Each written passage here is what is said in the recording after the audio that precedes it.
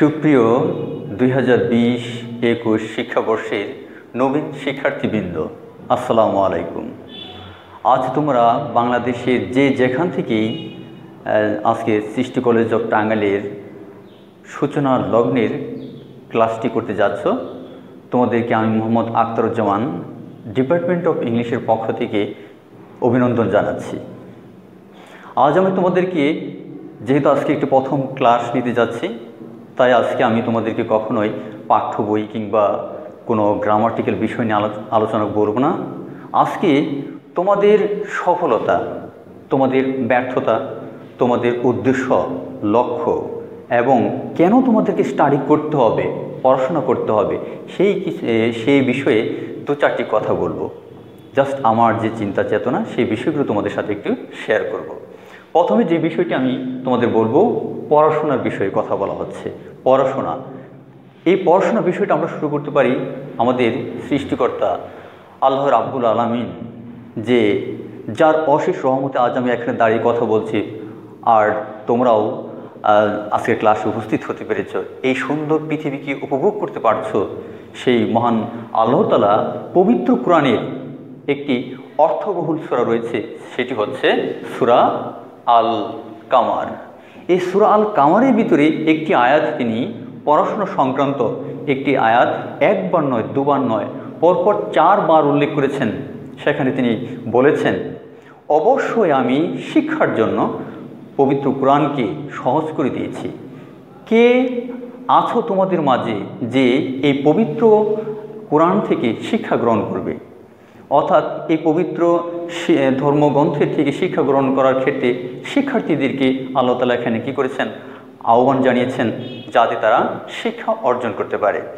আর এক্ষেত্রে মেশকাত শরীফে আমাদের প্রিয় নবী হযরত মুহাম্মদ সাল্লাল্লাহু আলাইহি সাল্লাম একটি কথা বলেছেন, যে পৃথিবীর সমস্ত জ্ঞানের ভাণ্ডার, সমস্ত জ্ঞানের মাথা হচ্ছে আল্লাহকে ভয় করা। অর্থাৎ সৃষ্টিকর্তার প্রতি তোমার যদি কোনো ভয়ভীতি না থাকে, তবে তোমার জীবন বৃথা, ইহকাল এবং পরকাল দুটাই।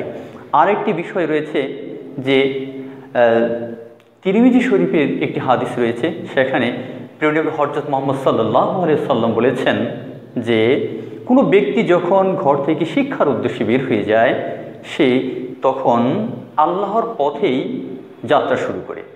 তাই তোমরা আজকে এখানে আসছো শিক্ষার উদ্দেশ্যে, সুতরাং তোমাদের উদ্দেশ্য যেন সৎ থাকে। আর যেহেতু তোমরা আল্লাহর পথে আছো, তোমাদের এই শিক্ষা যেন তোমাদেরকে মনুষ্যত্ব সৃষ্টি করতে সাহায্য করে। তোমাদের যে একটা মহৎ উদ্দেশ্য নিয়ে তোমরা এগিয়ে আসছো শিক্ষার দ্বার প্রান্তে, আর সেই উদ্দেশ্য যাতে তোমরা সফল হতে পারো, সুতরাং সেই কামনা করেই আজকে ক্লাসটা শুরু করতে যাচ্ছি।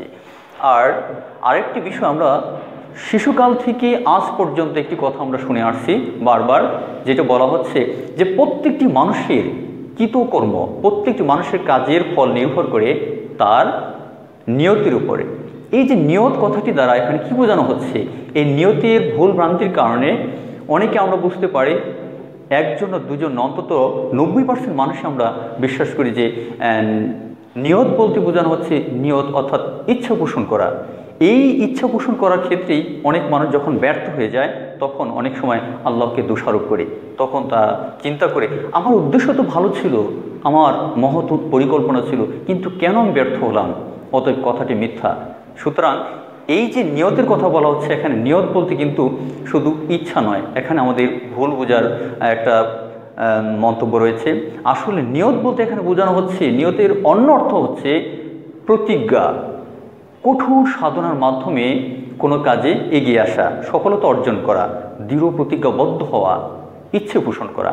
তার মানে তুমি যে উদ্দেশ্য নিয়ে আসছো, শিক্ষার উদ্দেশ্য, শিক্ষাটা কখনোই অপরিপূর্ণতার করার জালে যদি আবদ্ধ হয়ে যায়, সেক্ষেত্রে শিক্ষার কোনো দাম থাকে না।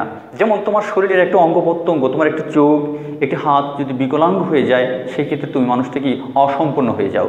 ঠিক শিক্ষাটা যদি তোমাকে গ্রহণ করতে হয়, তোমাকে শিক্ষাটা শেখার মতো শেখা উচিত, পরিপূর্ণভাবে শেখাটা শুরু করা দরকার।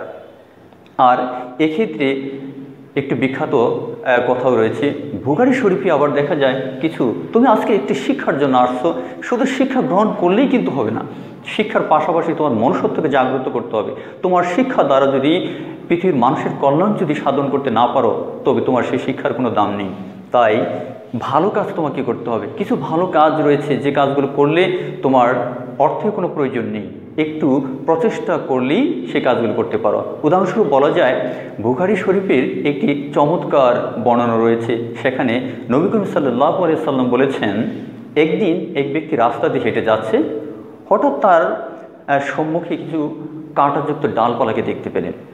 এই কষ্টদায়ক কাটা ডালগুলিকে তিনি উঠিয়ে অন্য জায়গায় ফেলে দিলেন। সঙ্গে সঙ্গে আল্লাহ তাআলা তার এই কাজটাকে পছন্দ করলেন এবং তাকে ধন্যবাদ দিলেন। এবং শুধু তাই নয়, তার সমস্ত কুকর্ম, সমস্ত অপরাধকে তিনি ক্ষমা করে দিলেন।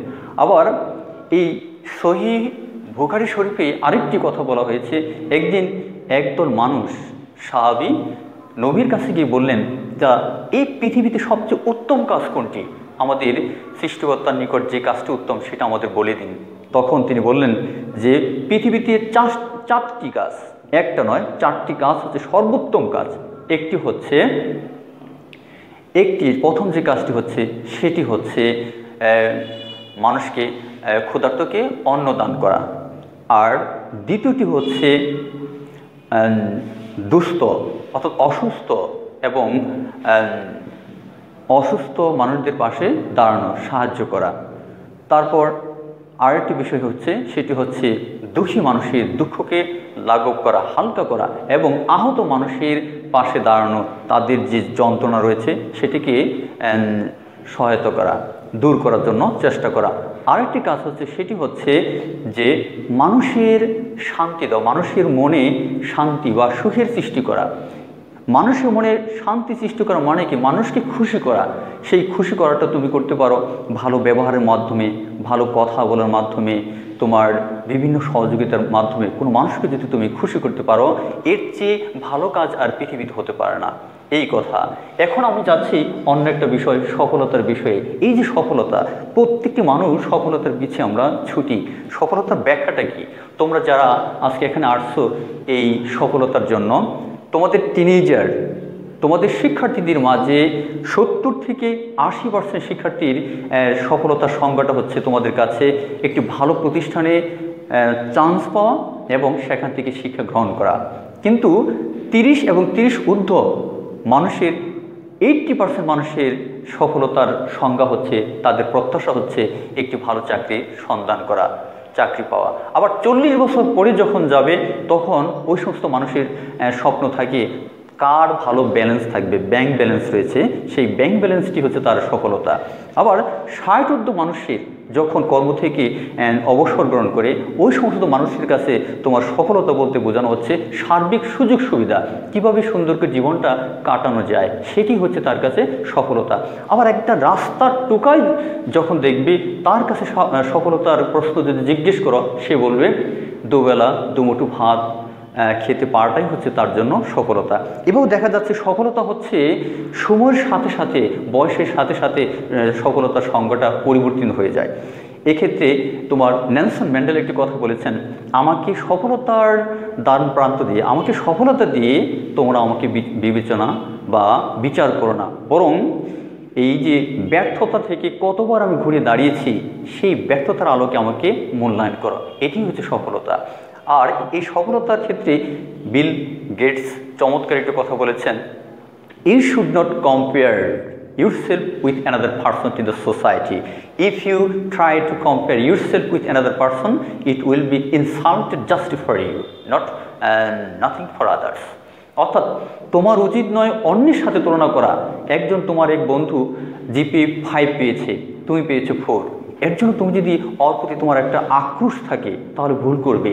তোমার এই দুঃখ বেদনা আস্তে আস্তে বাড়তে থাকবে, কোনো সফলতা অর্জন করতে পারবে না। কিন্তু তুমি যদি জ্ঞানী হও, তোমার উচিত হবে তোমার যে প্রচেষ্টা আছে, সেই প্রচেষ্টাকে সামনের দিকে এগিয়ে নিয়ে যাওয়া। মূলত সফলতার সংজ্ঞাটা হচ্ছে এখানে বিন্দু বিন্দু কিছু প্রচেষ্টা, কিছু পদক্ষেপের মাধ্যমে আস্তে আস্তে সফলতার দ্বার প্রান্তে এগিয়ে যাওয়া। আর এই সফলতার ক্ষেত্রে আরও একটি কথা বলা হচ্ছে, তোমার অস্ট্রেলিয়াতে একটি বিশ্ববিদ্যালয় রয়েছে, তার নাম হচ্ছে টরেন্স বিশ্ববিদ্যালয়। এই টরেন্স বিশ্ববিদ্যালয়ে এক শ্রেণীর শিক্ষক এবং শিক্ষিকা রয়েছে যারা এই সফলতা বিষয়টাকে নিয়ে গবেষণা করেন। তারা সফলতা সংজ্ঞার ক্ষেত্রে বলেছেন যে সফলতা হচ্ছে পৃথিবীতে প্রতিদিন কিছু কিছু উন্নয়ন করা, সামনের দিকে এগিয়ে যাওয়া, নতুন নতুন চ্যালেঞ্জের সম্মুখীন হওয়া, আর অবশেষে কঠোর অধ্যবসায়ের মাধ্যমে জীবনে কাঙ্ক্ষিত মূল্যায়ন অর্থাৎ কাঙ্ক্ষিত গন্তব্যে পৌঁছে যাওয়ার নাম হচ্ছে সফলতা। আর এই সমস্ত কিছু সফলতার সংজ্ঞাকে উপড়ে ফেলে বাইবেল সমস্ত কিছুকে অস্বীকার করে তিনি বললেন, অর্থাৎ বাইবেলের ভিতরে সফলতা সম্পর্কে একটি কথা বলা হয়েছে। সেখানে বলছে যে সফলতা হচ্ছে পার্থিব, সফলতা আসলে পার্থিব অর্জিত কোনো বিষয়বস্তু হতে পারে না। সফলতা হচ্ছে সৃষ্টিকর্তার প্রতি কোনো মানুষের যে বিশ্বাস অর্জন করাটা, সেটি হচ্ছে সফলতা। That means if you are a social being you must have a strong belief in your God, in your Creator, Allah Rabbul Alamin. Otherwise, you can't do nothing in your life. Your whole life is valueless without the touch of your Creator. তারপরে দেখা যাচ্ছে এই যে তোমার এখানে মনুষ্যত্বের কথা বলা হচ্ছে। মনুষ্যত্ব শিক্ষার উদ্দেশ্যটা কি? মনুষ্যত্ব অর্জন করা। তুমি আজ এখানে আসছো তোমার মনুষ্যত্বকে জাগ্রত করতে, তোমার আমিত্বকে অর্জন করতে, সেই বিষয়। তাহলে এই যে বিষয়গুলো আমরা দেখতে পাচ্ছি, শুধু এটা নয়, ইংরেজি সাহিত্যে কিছু কিছু মানুষ রয়েছেন বিখ্যাত, বিশেষ করে আমি আজকে তোমাদের বলবো এখানে তোমার উইলিয়াম শেক্সপিয়ার, যাকে ইংল্যান্ডের মুকুটবিহীন সম্রাট বলা হয়, যিনি এতটাই ইমর্টালিটি থিম তার নাটকের ভিতরে তুলে ধরেছেন, যার জন্য আজও তার নাটকগুলো বর্তমানে যতগুলো লেখক রয়েছে তাদের ভাষাকে হার মানায়। উদাহরণস্বরূপ বলতে পারি, এই যে রোমিও জুলিয়েটের যে প্রেমীয় নৃত্য খেলা, যে বাস্তব প্রকৃত ভালোবাসার যে এখানে বাস্তব ছবি আমরা দেখতে পাই, সেই কথাগুলো যেন বর্তমান বিশ্বের লেখকদের থেকে অনেকটাই আধুনিকায়ন, অনেকটাই সুন্দর। সুতরাং এই উইলিয়াম শেক্সপিয়ার, যিনি মুকুটবিহীন সম্রাট, নাট্যকার নামে পরিচিত, নাটকের জনক নামে পরিচিত, এই লোকটি বলেছেন যে আমি জীবনের সময়ের সঠিক ব্যবহার করতে পারিনি, এই কারণে আজকে সময় আমাকে গ্রাস করে ফেলেছে, আমি জীবনে সফলতা অর্জন করতে পারিনি। যিনি 16 থেকে 17 ঘন্টা প্রতিদিন সে সাধনা করত, অধ্যয়ন করত, লিখত, সেই মানুষটি বলছে আমি সময়ের কোনো ব্যবহারই করিনি। আবার তোমার টমাস আলভা এডিসন বলেছেন যে সফলতা বলতে এখানে মানুষের 1 ভাগ হচ্ছে মেধা, আর 99 ভাগই হচ্ছে তার পরিশ্রম। পরিশ্রম করলে একটি মানুষ অসাধ্যকে সাধন করতে পারে, এই একটা বিষয়। আবার স্পেলার নামক এক ব্যক্তি, তিনি তার কথাকে উল্টে দিয়ে বললেন আসলে সফলতা এখানে মেধা বলতে পৃথিবীতে কিছুই নেই, সবচেয়ে যে বিষয়টি রয়েছে সেটি হচ্ছে তোমার প্রচেষ্টা, কাজ। তুমি কাজ করতে থাকো, একদিন সফলতা তোমার দ্বার প্রান্তে এসে হাজির হয়ে যাবে, তোমার সফলতা তুমি দেখতে পাবে, এই একটি কথা। আর পড়াশোনার ব্যাপারে তোমার ইংরেজি সাহিত্যে বিখ্যাত একজন মানুষ ও জর্জ বার্নার্ড শর একটা কথা আমি বলতে চাচ্ছি। জর্জ বার্নার্ড শ বলেছেন যে আমি অধ্যাপনার ক্ষেত্রে এতটা মনোযোগ দিয়ে আমার বাবার মতো, আমার বাবা ছিলেন মদারু অর্থাৎ নেশাখোর, তিনি এতটাই মদ পান করতেন, যখন তিনি মদ পান করতেন যেন পৃথিবীর সমস্ত কিছুকে তিনি ভুলে যেতেন, এতটা মনোযোগ সহকারে তিনি মদ পান করতেন। আর তাই জর্জ বার্নার্ড শ বলছে আমি ঠিক আমার বাবার উল্টোটা করে থাকি, আমার কাজকে আমি এতটাই মনোযোগ সহকারে করে থাকি যে আমার কাজ প্রতিটি ক্ষেত্রে আমি সফলতা অর্জন করি, একটি কথা। আবার তোমার বেকন, ফ্রান্সিস বেকন নামক একজন রাইটার রয়েছেন, এসেস্ট অর্থাৎ প্রবন্ধকার রয়েছেন ইংরেজি সাহিত্যের, তার ভাষাকে পাঞ্জেন্ট ভাষা বলা হয়। তার একটি শব্দকে অন্যান্য লেখকের 10,000 শব্দের চেয়েও শ্রেষ্ঠ বলে গণ্য করা হয়, কারণ তার ভাষা হচ্ছে পাঞ্জেন্ট। পাঞ্জেন্ট কথার অর্থ কি তোমরা তো জানো, গোলমরিচের কথা তোমরা তো শিখে জানো। গোলমরিচটা কীরকম দেখবে, প্রচণ্ড ঝাল, যদিও ছোট্ট একটি ফল, কিন্তু এই তোমার ছোট্ট গোলমরিচের ঝালটা কিন্তু মারাত্মক। ঠিক তার ভাষাটাও এতটাই সুন্দর, একটা শব্দের মাধ্যমে তিনি অনেক কথা তুলে ধরেন। এই তোমার ফ্রান্সিস বেকন শিক্ষা সম্পর্কে বলেছেন তোমাদের উদ্দেশ্যে, যে শিক্ষার্থীদের উন্নয়নের ক্ষেত্রে তিনি বলেছেন যে some books are to be tested, others to be swallowed, and few are to be chewed and digested. তার মানে হচ্ছে তোমাদের শিক্ষার ক্ষেত্রে পাঠ্যপুস্তক শুধু পড়লেই চলবে না, পাশাপাশি তোমার কিছু কিছু বই রয়েছে, অসংখ্য বই, তুমি কয়টা বই পড়ে শেষ করতে পারবে না, কিন্তু তোমাকে বাছাই করতে হবে। কিছু কিছু বই আছে তোমার ভাষা পড়তে হবে, কিছু বই রয়েছে তোমাকে জাস্ট তোমার আংশিক পড়তে হবে, আর কিছু কিছু বই রয়েছে তোমার A to Z বুঝিয়ে শুনে পড়তে হবে, সেটা মুখস্থ করে রাখতে হবে তোমার জীবনের জন্য। এই একটি কথা।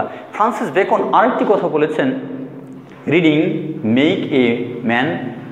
Makes a full man, conference a ready man and writing an exact man. অর্থাৎ তিনি বলেছেন যে রিডিং, তুমি যখন একটা পড়তে থাকবে, পড়ার অভ্যাসটা তোমাকে একটা পরিপূর্ণ মানুষে রূপান্তর করবে। অবশেষে conference makes a ready man. Ready কথার অর্থ কি? তৎপর, উদ্যোগী, এখানে কৌশলী। আর কনফারেন্স কথার অর্থ হচ্ছে আলোচনা, সমালোচনা, কথোপকথন। অর্থাৎ যখন তুমি কোনো বিষয় নিয়ে গ্রুপ স্টাডি করবে বন্ধুদের মাঝে, তখন তোমার ভাষাটা কি করবে? তোমার মনুষ্যত্ব জাগরণ করতে সহায়তা করবে। অর্থাৎ তুমি তখন একটা তৎপর মানুষ হয়ে যাবে, তখন তোমার কৌশলী, উদ্যোগী হয়ে উঠবে। আলোচনার মধ্যে দিয়ে অনেক বিষয় তুমি অজানাকে জানতে শিখবে। অবশেষে রাইটিং, তোমার লেখার স্কিলটা যদি বেশি থাকে, আস্তে আস্তে তুমি কি হয়ে যাবে? অ্যান্ড এক্সাক্ট ম্যান, তার মানে যথার্থ মানুষে রূপান্তরিত হবে, একজন পরিপূর্ণ সমাজের সার্থক একটা মানুষে রূপান্তরিত হবে তোমার লেখনীর দক্ষতার মধ্য দিয়ে। এই হচ্ছে বিষয়। আর অবশেষে আমি finally I want to point out some most important topic. Why you have to study? Why, my dear student, you have to study a lot in your life? Just follow this seventh point headline. Number 1, to fulfill your parents' desire. You have come here to bear the desires of your parents. That means your parents and your relatives are waiting to show a good performance from you. They think that one day my son or little brother will be able to establish a strong career. So if you want to fulfill their demand, their desire, their dream, you have to study strongly. Number 2, to build up a strong career. If you want to build up a strong career, a good profession, it may be business, or if you have some special goal, you have to study. Without study, it's impossible. For this result, William Faulkner said that if you want to be a successful person, you have to follow 3 points. Number 1, read. Number 2, read and read. So finally, number 3, to break out of your shell. To break out of your shell indicates that the limitation, the estimation, the boundary of your knowledge. If you study, you can't break out from your confined area. You can't improve your thinking skill. You can't increase, you can spread out your knowledge to others. So you have to study. Number 4, to gain new skill. If you want to be skilled and if you want to achieve extra knowledge or experience about in many or different sector, you have to study. You have to mix with many people. You have to join in another activities. Then you can achieve your expected knowledge. Number 5, to find your direction. Every student of you must have a special destination goal. That means your aim. If you want to fulfill your aim, some of you wish to be a doctor, engineer, or another person, or a successful businessman, then you have to study. You have to study to find out some special techniques, how you can be a successful person or touch your last goal. That you have to study. Otherwise, it is impossible. Number 6, to live a healthier and happier life. If you want to settle a happy life, if you want to live in the society, if you want to enjoy a luxury life, you have to study. Without study, it's impossible. At any cost, you have to study strongly. Finally, to see the world. You are living in our country. If you want to know another topic, another subject, another sports, such as you want to know the natural scenery of India and another country, neighboring country, United States of America, and Ireland, United Kingdom, Russia, Japan, France, etc. Then you have to study. For given example, if you want to know any special topic, you can just search online. With the help of online or Google or Firefox, and you can know any kind of unknown topics within a few minutes. So it is a good chance to know. So you have to study. Totally, I want to finish today's motivational class or to give you a guideline why you have to come here and or why you want to change. That means if you want to change, if you want to build up a strong career, if you want to improve your society, and if you want to do something for the people of our country, then you have to study. So after this direction information to you today, I want to stop here. If Allah give me a chance, in the next time I will start a textual subject or grammatical topic. After the time, may Allah help you to settle a strong life, happy life. Assalamu alaikum.